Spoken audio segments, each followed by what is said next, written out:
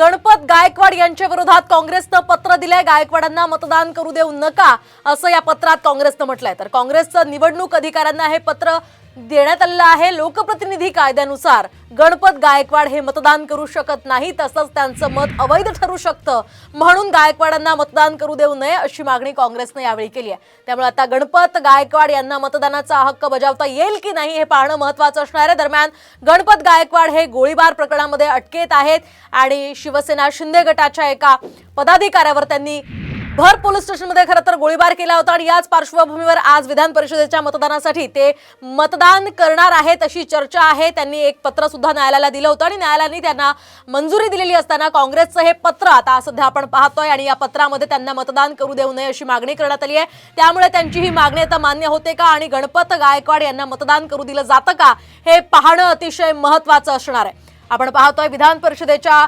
11 जागांसाठीचं हे मतदान आज पार पडतंय।